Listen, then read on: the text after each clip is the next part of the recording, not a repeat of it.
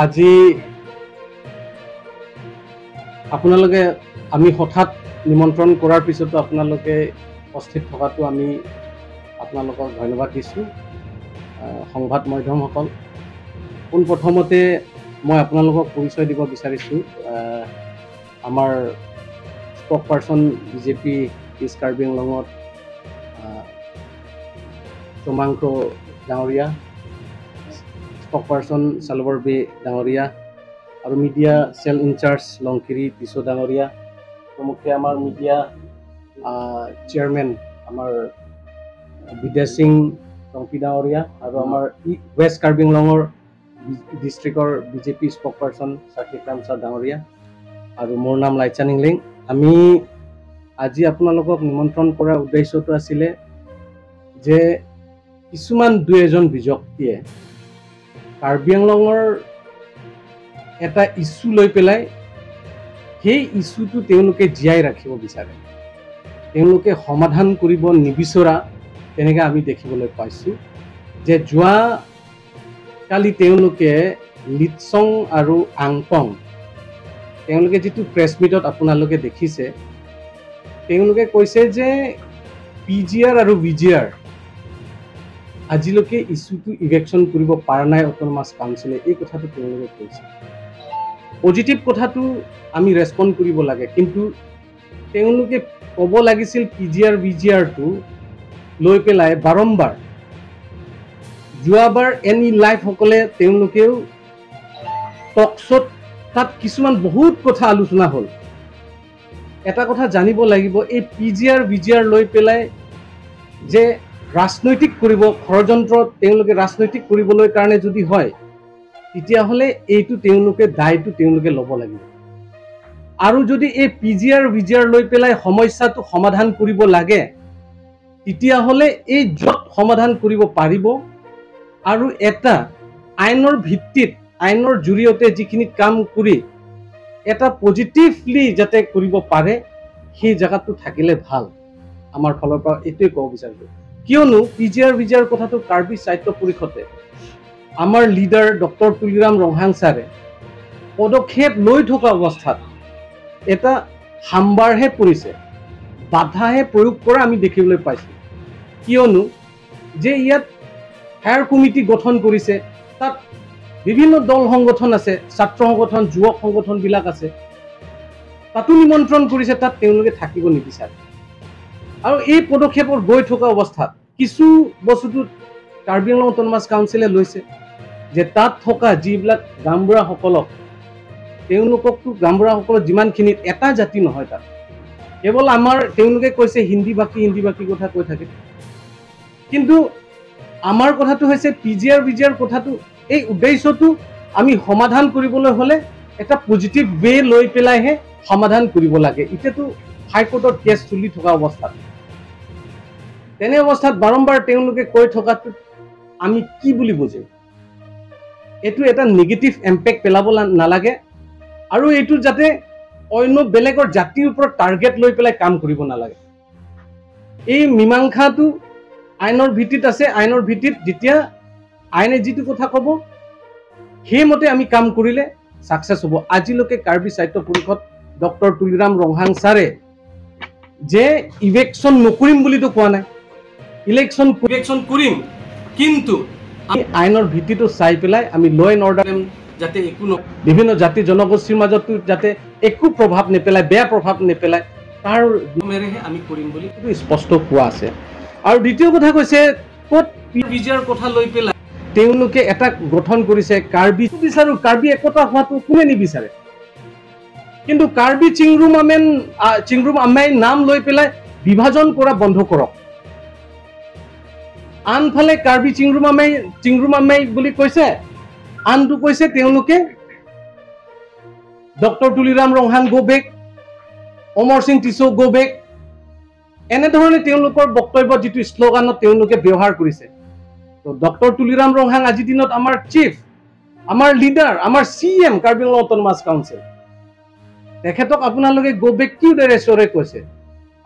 আজি আমাৰ লিডাৰ অমৰ সিং টিছো, এখেত কাৰ্বি, তো কাৰ্বি চিংৰুমামাই কথা কৈছে, তেওঁলোকে কাৰ্বি গো বেক কথাও আৰম্ভ কৰিছে।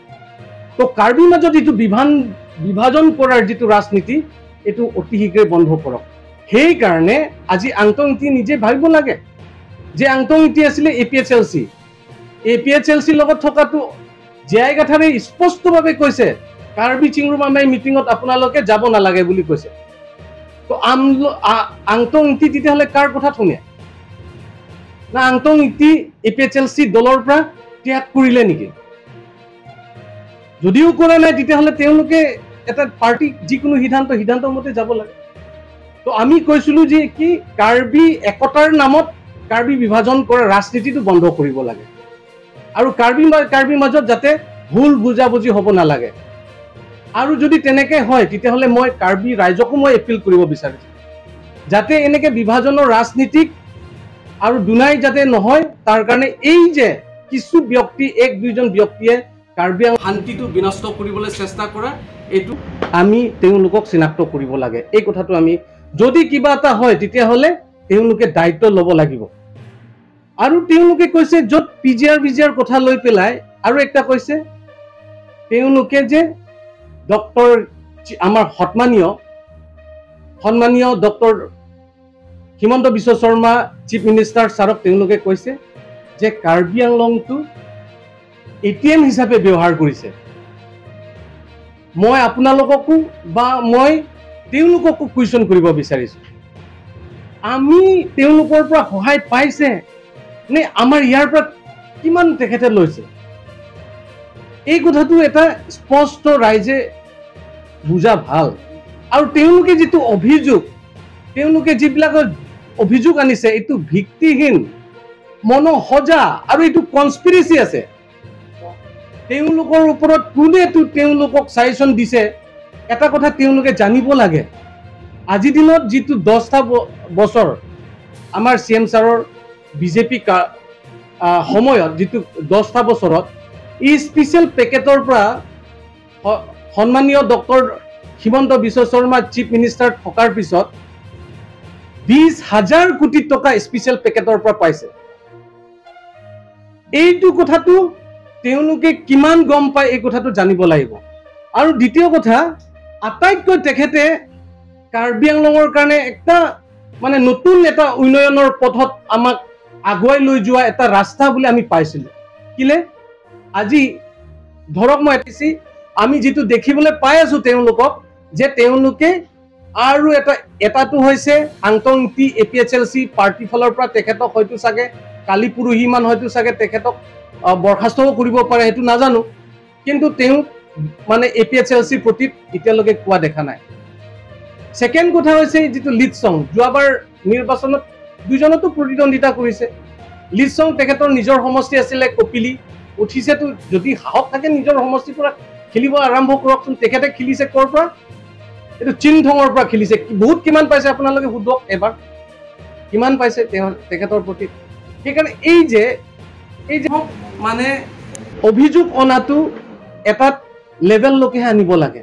সেইকাৰণে আমি ক'ব বিচাৰিছোঁ PGR যিটো ষ্টেণ্ড ক্লিয়াৰ আছে কাৰ্বি আংলং সাহিত্য পৰিষদৰ আমাৰ লিডাৰ সন্মানীয় ডক্টৰ তুলিৰাম ৰংহাং ছাৰে যিটো PGR সুপ্ৰিম কোৰ্টৰ অৰ্ডাৰ মতে এতিয়া হাইকোৰ্ট কেছ চলি থকা অৱস্থাত কেছ শেষ হোৱাৰ পিছত PGR যিটো সিদ্ধান্ত হ'ব এইটো সিদ্ধান্ত মানে ইভেকশ্যন কৰিবই। আজিও আমাৰ CM ছাৰে স্পষ্টভাৱে আছে। কিন্তু তেনেকৈ যে কাৰ্বি একতা নামত কাৰ্বি বিভাজন কৰাটো বন্ধ কৰিব লাগে। আৰু এই কাৰ্বি একতাৰ নামত কাৰ্বি বিভাজন কৰি থাকিলে আমিও বহি নাথাকিম, কিন্তু আমি হ'ব নিদিম কাৰ্বি বিভাজন কৰা।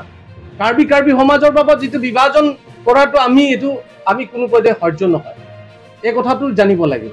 সেইকাৰণে আমি ক'ব বিচাৰিছোঁ যে কাৰ্বি আংলং ৰাইজ, আপোনালোকে ইয়াত বিভিন্ন জাতি জনগোষ্ঠীয়ে জানে যে কাৰ্বি আংলঙত এতিয়া আৰু CM doctor Tuliram Ronghang sir আৰু আমাৰ CM সন্মানীয় chief minister doctor Himanta Biswa Sarma ছাৰে কাৰ্বি আংলঙৰ প্ৰতি আৰু একটা ডাঙৰ এটা কাম আমাৰ কাৰণে দিছে যে কাৰ্বি আংলঙত আগতে অশান্ত কাৰ্বি আংলং আছিল, উগ্ৰপন্থী নামত বিভিন্ন জাতি জনগোষ্ঠীৰ মাজত সংঘাত।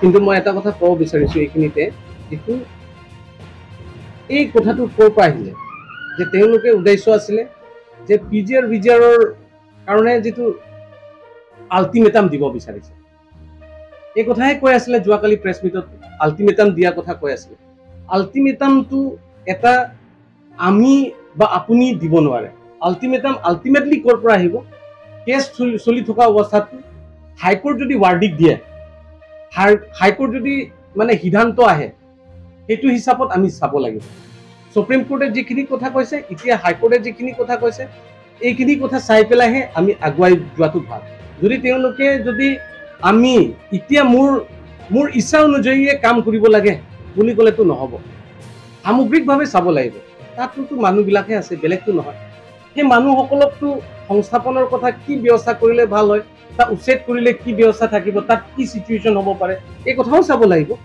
সেইকাৰণে মই ভাবোঁ ল' এণ্ড অৰ্ডাৰটো তেওঁলোকে মেইনটেইন কৰিলে ল' এণ্ড অৰ্ডাৰ ইমান নিগেটিভলি নক'লেহেঁতেন মই আৰু বেছি মানে সোমাব বিচৰা নাই ল' এণ্ড অৰ্ডাৰ ক্ষেত্ৰত কিন্তু তেওঁলোকে হয়তো চাগে মানে ক'তবা নহ'লে ক'তবা কিবা এটা হৈছে এইটো ক্ষেত্ৰত ওৱান ছাইডেড নহ'ব পাৰে কিন্তু এইকেইটা ক্ষেত্ৰততো ইনকুৱাৰী কৰিলে ভাল হ'ব মই বেছিকৈ মোক খুলিলেতো আইনৰ ভিত্তিত ঠিক নহ'ব